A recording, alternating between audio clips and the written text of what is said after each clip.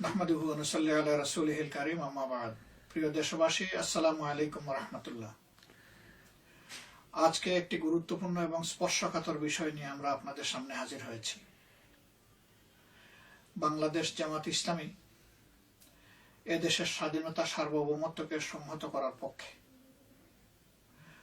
গণতন্ত্রকে প্রাতিষ্ঠানিক রূপ দেওয়ার পক্ষে, আইনের শাসন কায়েম হওয়ার পক্ষে, সমাজকে শান্তি শৃঙ্খলা এবং একটি কল্যাণধর্মী সমাজে পরিণত করার পক্ষে। এই সব কিছুর জন্য প্রয়োজন দেশে আইনের শাসন সঠিকভাবে প্রতিষ্ঠিত হওয়া। আইনের শাসনের ভ্যানগার্ড হচ্ছে, রক্ষা কবচ হচ্ছে দেশের সংবিধান। আমরা সংবিধানের প্রতি সম্মান প্রদর্শন করি। এই সংবিধানেই সকল দলের সর্বসম্মতিক্রমে ত্রয়োদশ সংশোধনী পাশ হওয়ার মাধ্যমে সংবিধানে কেয়ারটেকার সরকারের বিধান সংযোজিত হয়েছিল। এর ফলে জনগণ 5 বছর তাদের নির্বাচিত জনপ্রতিনিধিদের কার্যক্রম পর্যালোচনা করে 5 বছর পর সম্পূর্ণ স্বাধীনভাবে তারা সিদ্ধান্ত নেওয়ার সুযোগ পেত। আওয়ামী লীগ তাদের দলীয় এজেন্ডা বাস্তবায়ন করতে গিয়ে 2008 সালে 29 ডিসেম্বর একটি বোঝাপড়ার নির্বাচনের মধ্য দিয়ে ক্ষমতায় আসার পর কার্যত তারা জনগণের উপর আস্থা হারিয়ে ফেলে এবং জনগণের উপর আস্থা হারিয়ে ফেলার কারণেই তারা সংবিধান থেকে কেয়ারটেকার সরকারকে উপড়ে ফেলার জন্য ষড়যন্ত্রে লিপ্ত হয়। প্রিয় দেশবাসী, এইভাবে 2014 সালে যে নির্বাচন হয়েছে তার সাক্ষী আপনারা। 5% লোকও সেখানে ভোট দিতে যায়নি। 154 জন সংসদ সদস্য বিনা প্রতিদ্বন্দ্বিতায় নির্বাচিত বলে ঘোষিত হয়েছেন। বাংলাদেশের সংবিধানে স্পষ্টভাবেই লেখা আছে, সংসদ সদস্যগণ সরাসরি জনগণের ভোটে নির্বাচিত হবেন। যেখানে জনগণ তো দূরের কথা, স্বয়ং আওয়ামী লীগের প্রার্থীও নিজের ভোট দেওয়ার সুযোগ পাননি।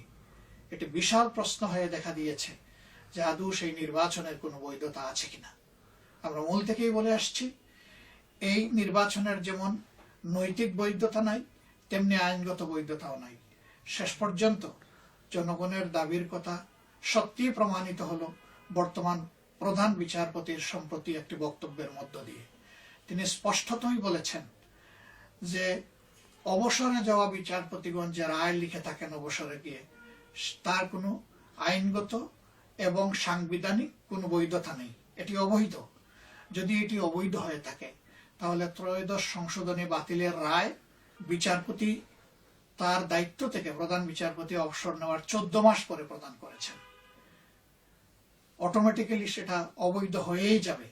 আমরা তাই সাথে সাথে এই দাবি জানিয়েছি যে জনগণকে শ্বাসরুদ্ধকর অবস্থার থেকে মুক্ত করার জন্য, মুমূর্ষ গণতন্ত্রকে বাঁচিয়ে তোলার জন্য, জনগণের ভোটের অধিকার জনগণের কাছে ফিরিয়ে দেওয়ার জন্য এই রায় বাতিল করে পুনরায় ত্রয়োদশ সংশোধনী বহাল রাখা হোক।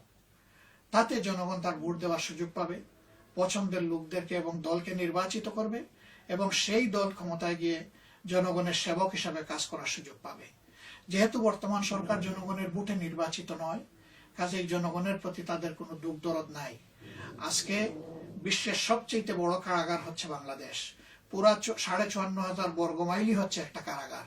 এখানে কোনো মানুষের জীবনে কোনো স্বস্তি নেই, শান্তি নেই, নিরাপত্তা নেই। ঘরের ভিতরে নেই, ঘরের বাইরেও নেই, কোথাও নেই। ইজ্জতের কোনো নিরাপত্তা নেই। বিশেষ করে সংখ্যালঘু সম্প্রদায়ের উপর যে সমস্ত দলন পীড়ন চলছে সেটা আপনারা দেখছেন। বিরোধী দলগুলোর উপর, জামাত ইসলামের উপর, ইসলামী ছাত্র শিবিরের উপর যে ধরনের অন্যায় অত্যাচার চলছে তার জীবন্ত সাক্ষী আপনারা। প্রিয় দেশবাসী, আসুন তাই জনগণের এই দাবি আদায়ের জন্য প্রধান বিচারপতি যে বক্তব্য দিয়েছেন সেই বক্তব্যের আশু বাস্তবায়নের দাবিতে আমরা ঐক্যবদ্ধ হই এবং আমাদের ভোটের অধিকার আদায়ে, গণতন্ত্র পুনঃপ্রতিষ্ঠায় আমরা ঐতিহাসিক ভূমিকা পালন করে অতীতের মতো আরেকবার প্রমাণ করে দেই যে বাংলাদেশের জনগণ কোনো দুঃশাসনের কাছে মাথা নত করতে জানে না। বাংলাদেশের জনগণ আন্দোলনের মাধ্যমে অতীতে যেমন তার ন্যায্য অধিকার আদায় করে ছেড়েছে, আজকেও সেই অধিকার আদায় করতে সক্ষম। আল্লাহ আমাদের সহায় হন। বাংলাদেশ জিন্দাবাদ। বাংলাদেশ জামাত ইসলামী জিন্দাবাদ।